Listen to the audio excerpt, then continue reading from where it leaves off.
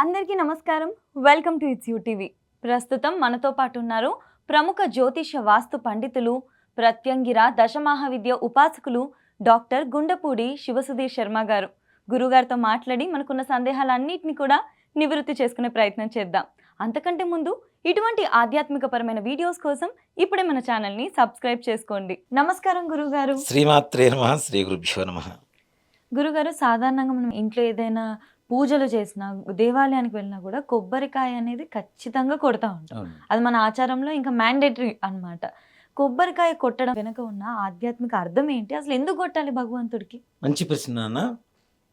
నారికేళం అంటాం సంస్కృతంలో, కొబ్బరికాయని నారికేళం అంటాం. దానికంటే ఇంకొక పేరు ఏంటంటే పూర్ణ ఫలం అని పేరు. పూర్ణ ఫలం. మిగిలినవన్నీ కూడా పూర్ణ ఫలాలు కాదా అంటే, మనం జస్ట్ తోలు వలిస్తే ఏదైనా చూడొచ్చు లోపల ఉండేటువంటిది. అవును. కానీ కొబ్బరికాయని కొడితే మాత్రమే లోపల ఉండేటువంటి పదార్థం ఏంటో తెలుస్తుంది మనకి. అవునా?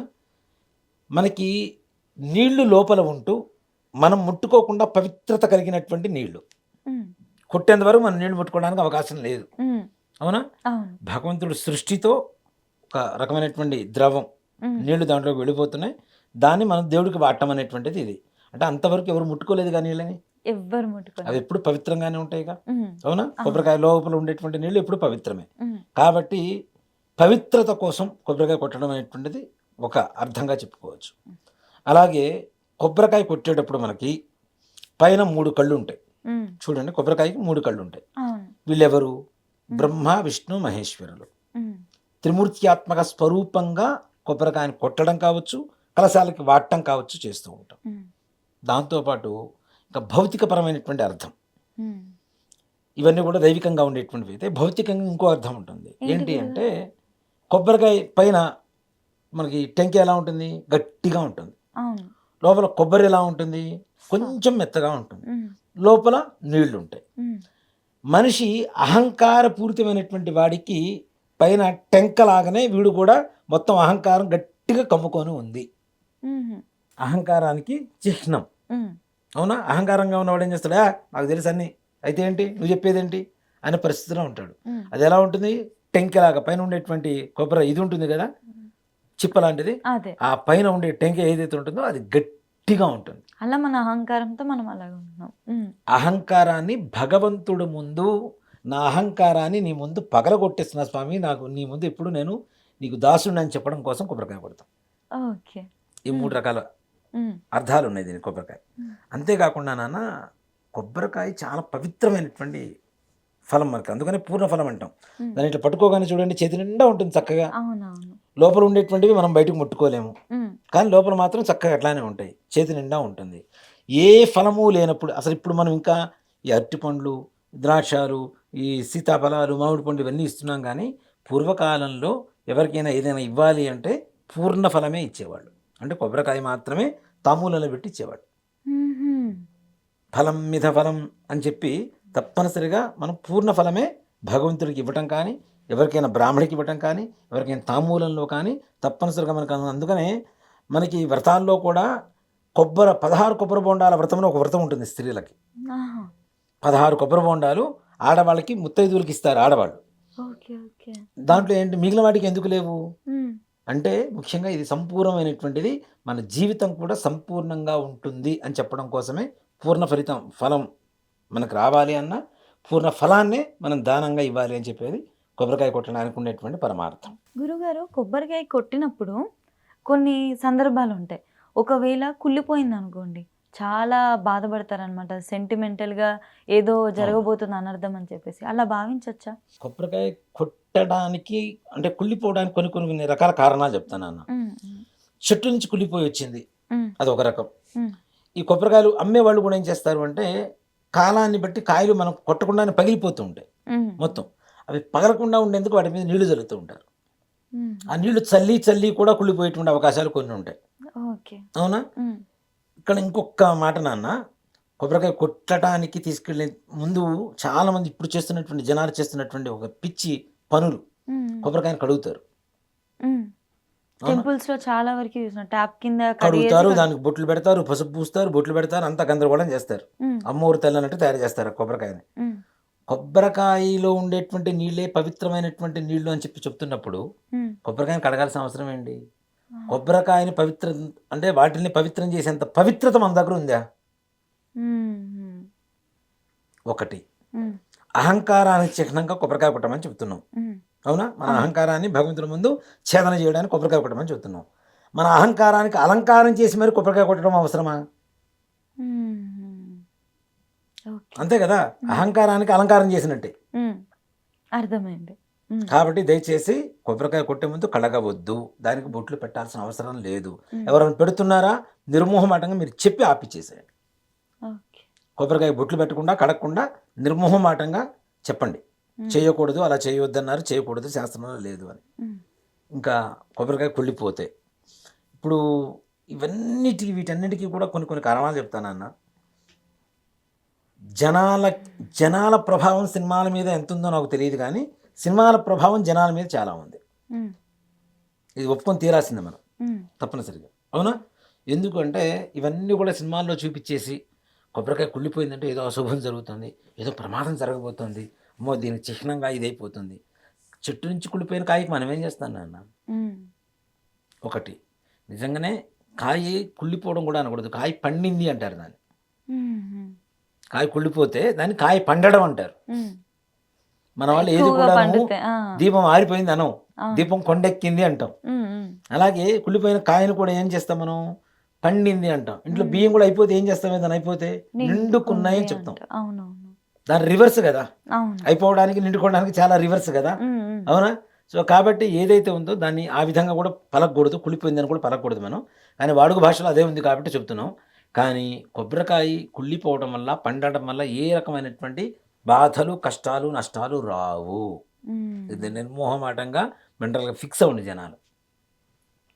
నిజంగానే దేవుడికి పూజ చేస్తున్నాం, కొబ్బరికాయ కుళ్ళిపోయింది, వెంటనే ఏం చేయాలి? చేతులు కడుక్కొని ఇంకో కొబ్బరికాయ కొట్టండి, అంతే. అంతే. ఇప్పుడు దేవుడికి నైవేద్యం అయితే ఏదో ఒకటి పెట్టాలిగా. అవునవును. అవునా? దానికి ఇంకో కొబ్బరికాయ కొట్టాల్సిందే కదా. ఉమ్, కాబట్టి ఇంకో కొబ్బరికాయ కొట్టండి.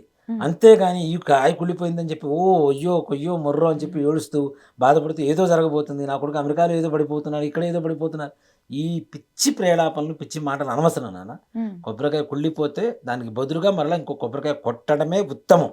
ఉమ్. అంతకుమించి వేరే మార్గం లేదు. దానివల్ల జరిగేటువంటి అశుభాలు అంతకంటే లేవు కాక లేవు. దాని గురించి భయపడాల్సిన అవసరం లేదు. ఓకే గురుగారు. గురుగారు, మరి పువ్వు వచ్చినప్పుడు మాత్రం చాలా మంది ఫుల్ సంతోషం అయిపోతారు. ఇంకా మా ఇంట్లో ఏదో జరగబోతుంది, జీవితంలో ఏదో మార్పు రాబోతుందని. ఇలా దీనికి సంతోషపడచ్చు అంటారా? నాన్న, కొబ్బరికాయ కొట్టే విధానాలు చాలా చాలా రకాలు. అంటే మీరు అడుగుతుండే చెప్తున్నాను నేను. ఉమ్, కొబ్బరికాయ కొడతాం, పువ్వు వచ్చింది. పువ్వు వస్తే ఏంటి? ఎవరికైనా ఒక రకమైనటువంటి మానసికమైనటువంటి సంతృప్తి. అవును. అవునా? ఉమ్, నిజంగానే పువ్వు వచ్చిన ప్రతి పని సక్సెస్ఫుల్గా సాగినాయా? తెలీదు.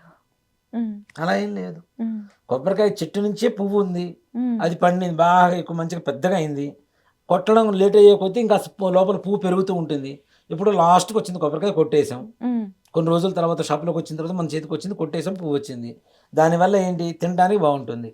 ఉమ్, ఒకటి నెంబర్ 1. ఉమ్, నెంబర్ 2, కొబ్బరికాయ కొట్టిన తర్వాత కరెక్ట్ సగానికి పగిలిపోవాలి.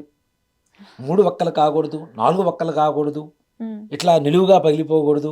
ఇవన్నీ చాలా ప్రేలాపనలు ఉన్నాయి బయట జనాల్లో. ఉమ్, మనస్సులో కొంతమంది బీజం నాటేశారు నన్ను చెడుగా. అదే అదే. 4గా పగిలిపోతే నీకేదో చెడు జరుగుతుందని, ఉమ్, ఇట్లా నిలువుగా పగిలిపోతే ఏదో జరిగిపోతుందని, పువ్వు వస్తే మంచి జరుగుతుందని, కొబ్బరికాయ కుళ్ళిపోతే ఇదైపోతుందని. ప్రకృతి సిద్ధంగా జరిగేటువంటివి నీ ప్రమేయం లేకుండా నువ్వేం చేస్తావు చెప్పండి ఏమీ చేయలేము. కదా. ఒక మాట చెప్తానన్న, హోటల్, ఉమ్, రెస్టారెంట్లు లేదా హోటల్స్ ఉంటాయి. ఉమ్, వాళ్ళు రోజు కొబ్బరి చట్నీ చేస్తారు. ఉమ్, కొబ్బరికాయలు కొట్టారు, కాయ కుళ్ళిపోయింది, వాడికి ఏమైనా లాసా? తీసి కొబ్బరికాయ కొడతాడు, పడేస్తారు అంతే. ఒక కొబ్బరికాయ లాస్ అయిపోతాడు. అంతే. పువ్వు వచ్చింది, ఉమ్, వాడు వ్యాపారం ఏమైనా ఇది అవుతుందా? వాడు ఎక్కడ కొడతాడు? తీసుకెళ్ళి ఎక్కడో చిన్న బండ మీద కొడతాడు వాడు, అంతే అంతే. కొబ్బరి చట్నీ కోసం. ఉమ్, ఉమ్, అవునా? కరెక్ట్. మరి దానివల్ల ఏమైపోతుంది వాడికి? ఉమ్, మరి ప్రతిరోజు పూలు వచ్చి కొబ్బరికాయలు కొన్ని సీజన్లో వస్తాయి మనకి. ఉమ్, ఇది కూడా సీజన్ బట్టే వస్తాయి ఆ పూలు కూడా. అన్ని సీజన్స్లో ఆ కాయలు రావు. ఓకే. లేత కొబ్బరికాయలు అంటే కొత్త కొబ్బరికాయలు అంటాం. కొత్త కొబ్బరికాయలు, పాత కొబ్బరికాయలు ఇట్లా వస్తుంటాయి. పాత కొబ్బరికాయలు అన్నింటిలో కూడా పూలు ఉండాలని గ్యారంటీ లేదు. ఓకే. అవునా? సో కాబట్టి వాటి వల్ల ఏ రకమైనటువంటి సంశయాలు పెట్టుకోవాల్సిన అవసరం లేదు. పూలు వచ్చినంత మాత్రాన మనకి పండిపోతుంది అంటే మానసికంగా మీరు సంతృప్తి పడితే పడండి కాక, దానివల్ల ఏ రకమైనటువంటి ఇది ఉండదు. లేదు నిజంగానే చెడిపోయింది కొబ్బరికాయ, దానివల్ల నష్టం జరిగేటువంటి పరిస్థితి ఉండదు. కాబట్టి కాయ కుళ్ళిపోతే వెంటనే కొబ్బరికాయ కొట్టడం, అంతమించి చేయగలిగింది ఏమీ లేదు. గురుగారు మీరు కొట్టక ముందు కడుగుతారు, బొట్లు పెడతారు అన్నప్పుడు నాకు ఇంకొక చిన్న సందేహం చెప్పండి. వచ్చింది. కొట్టిన తర్వాత సాధారణంగా చాలా సార్లు కొట్టిన తర్వాత వాటికి కుంకుమ పెడతారు. ప్లెయిన్గా వైట్గా ఉండకూడదు అన్నట్టు, లేకపోతే ఏదో రీజన్స్ వల్ల అయితే కుంకుమ పెడతారు. కొంతమంది అలా పెట్టకూడదు అని కూడా అంటారు, కొంతమంది అలా పెట్టాలి ఖచ్చితంగా అంటారు. ఏది రైట్? మంచి ప్రశ్న అనేది. కొబ్బరి చిప్ప నిండా కుంకుమ పోసి మీకు ఇస్తే తింటారా? మరి దేవుడికి ఎట్లా నైవేద్యం పెడతానన్న? చిన్నగా బొట్టు కూడా పెట్టకూడదు. అది తెలియ అంటే ఒక అలవాటుని ఆచారంగా మార్చడం వేరు నాన్న. అలవాటు వేరు, ఆచారం వేరు, శాస్త్రం సంప్రదాయం వేరు. ఒక మాట చెప్పాలంటే పూర్వకాలంలో అమ్మవారికి కుంకుమార్చన చేయించుకునేవాళ్ళు. అమ్మవారికి కుంకుమార్చన చేయించుకున్న తర్వాత పూజారి గారు ఏం చేసేవారు, కుంకుమ బొట్టు పెట్టుకోవడానికి కొద్దిగా ఆ కొబ్బరి చెప్పిన చివరన ఆ కుంకుమ పూసి ఇట్లా ప్రసాదం ఇచ్చేవాళ్ళు. మనం బొట్టు పెట్టుకోవడానికి కుంకుమార్చన చేసిన అమ్మవారు కుంకుమార్చన చేసిన కుంకుమ మనకి ఇస్తారు కదా, అది వెంటనే బొట్టు పెట్టుకోవడానికి ఏం చేసేవాళ్ళు, ఆ కొబ్బరి చిప్ప మీద చివరిగా అట్లా లైట్గా పూసేసి మన చేతికి ఇచ్చేవాళ్ళు. అది తీసుకొని మనం బొట్టు పెట్టుకునేవాళ్ళు. ఆ చివరికి ఏమైంది, అదే ఒక ఆచారం. అమ్మో బొట్టు పెట్టకపోతేనా, బొట్టు పెట్టు బొట్టు పెట్టు బొట్టు పెట్టు చెప్తూనే ఉంటారు వీళ్ళు. అవును, కుంకుమ పూసిన కొబ్బరి మనం తింటామా, దేవుడికి నైవేద్యం పెడతామా అని. ఇంకోటి కూడా ఇప్పుడు కూడాను గుమ్మడికాయ మీదైనా, కొబ్బరికాయ మీదైనా, నిమ్మకాయ మీదైనా, దేని మీదైనా సరే పసుపు కుంకాలు పూసాము అంటే అది బలి కింద లెక్క, నైవేద్యం కాదు. బలిహరణ వేరు, నైవేద్యం వేరు. ఓకే ఓకే గురుగారు. గుమ్మడికాయ కొట్టగానే ఏం చేస్తానన్నా మనం ఇలా పసుపు కుంకాలు వేస్తాం, నిమ్మకాయ కొయ్యగానే పసుపు కుంకాలు వేస్తాం. అట్లానే కొబ్బరికాయ మీద కూడా వేస్తాను ఉంటే అది బలిహరణ అవుతుంది కానీ నైవేద్యం ఎట్లా అవుతుంది? కరెక్ట్. అవునా? కాబట్టి కుంకుమ బొట్టు పెట్టడం అవివేకం అని చెప్తా. దాంట్లో ఈ సంశయంలో లేదు, నన్ను తిట్టుకున్నా పర్లేదు జనాలు. అవివేకంతో చేస్తున్నటువంటి పనులు ఇవి. కొబ్బరికాయ కొట్ట ముందు బొట్టు పెట్టకూడదు, కొట్టిన తర్వాత కూడా నైవేద్యానికి బొట్టు పెట్టవద్దు. పెడితే అలా నైవేద్యం అమ్మవారికైనా ఏ దేవుడికైనా సరే నైవేద్యం పెడితే శుభ్రమైనటువంటి కొబ్బరికాయ నైవేద్యం పెడుతున్నాం. దాని మళ్ళీ కుంకాలు పూసి, పసుపులు పూసి, అది చేసి ఇది చేసి, ఇప్పుడు కొబ్బరికాయ కొట్టక ముందు కూడా కడిగి బొట్లు పెడతాను నాన్న. కొట్టగానే ఆటోమేటిక్గా మన చేతికి అంటుకున్న కుంకుమ అంతా ఏమవుతుంది, దానికి అంటుకుంటుంది. అలాంటిది నైవేద్యం ఎట్లా పెడతాను నాన్న, మనమే తినం. కరెక్ట్. ఓకే గురుగారు. కదా, అలా పెడితే బలిహరణ అవుతుంది, గుర్తుపెట్టుకోండి. కాబట్టి దయచేసి పసుపు కుంకాలు పెట్టడాలు కొబ్బరికాయ కొట్టక ముందు పెట్టకూడదు, కొట్టిన తర్వాత కూడా బొట్లు పెట్టకూడదు. ఓకే గురుగారు, మనం ఎలాగో ఈ టాపిక్ మాట్లాడుతుంటే నాకు ఇంకొక డౌట్ వచ్చింది. నాకు నిజంగా తెలీదు, కొబ్బరికాయ కొట్టేటప్పుడు కొంతమందిని చూస్తుంటే ఇలా కొట్టి వాటర్ అందులోనే హోల్డ్లో పెట్టి విగ్రహాల మీద ఇలా పోస్తూ ఉంటారు. అలా పోయొచ్చు అనేది ఫస్ట్ క్వశ్చన్. అలా పోసిన తర్వాత లేదా కొట్టిన తర్వాత కొంచెం ఇట్లా వాటర్ ఉంటే హోల్ చేసి వాళ్ళే తీర్థంలాగా పోసేసుకొని తాగుతారు. ఈ రెండు చేయొచ్చా అలాగా పనులు? ఇక్కడ ఒక మాట చెప్పేది ఏంటన్నా, ఫలం పూర్ణఫలం కాబట్టి కొబ్బరికాయ కొట్టి భగవంతుడి మీద పోయడం అనేది తప్పులేదు, పోయొచ్చు. అసలు ఇంకోటి కూడా ఏం చెప్తుంది అంటే, కొబ్బరికాయ కొట్టిన తర్వాత కూడా ఒక గ్లాసులోనో ఒక చెంబులోనో పోసుకున్న తర్వాత భగవంతుడి మీద పోయడం అనేది ఉత్తమం.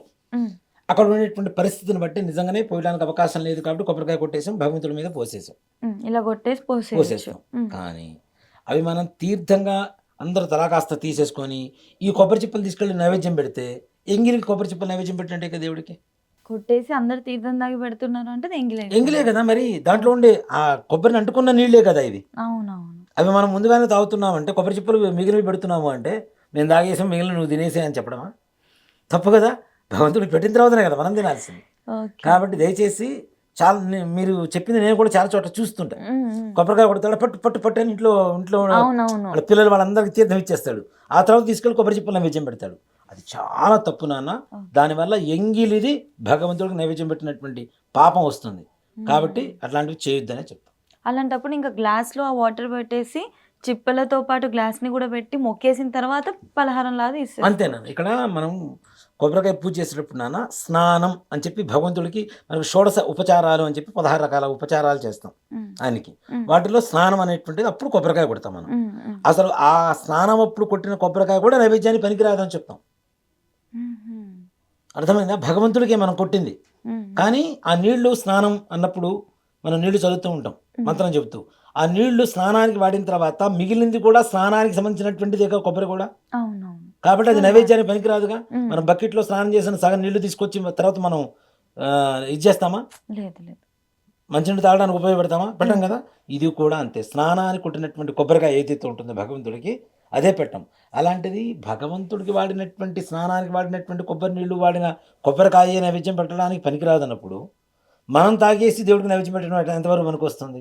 ఓకే గురుగారు. సో కాబట్టి అలా చెయ్యొద్దు, పనికిరాదని చెప్పి. సో కొట్టిన తర్వాత దేవుడి పైన అభిషేకంలా చేసి వాటిని అక్కడ పెట్టి మొక్కడం తప్పు లేదు. తప్పు లేదు, కానీ అక్కడ ఆ. ఉండేటువంటి పరిస్థితిని బట్టి. ఆ, అంతేగాని మనం తీర్థం తీసుకోవడం మాత్రం తప్పు. ఓకే. ఆ తర్వాత దేవుడికి నైవేద్యం పెట్టిన తర్వాత ఉమ్, అది తీర్థం అవుతుంది. ఉమ్, ఖచ్చితంగా గురుగారు. మా సందేహాలన్నింటినీ కూడా నివృత్తి చేసినందుకు ధన్యవాదాలు గురుగారు. శ్రీమాత్రే నమః. శ్రీ గురుభ్యో నమః.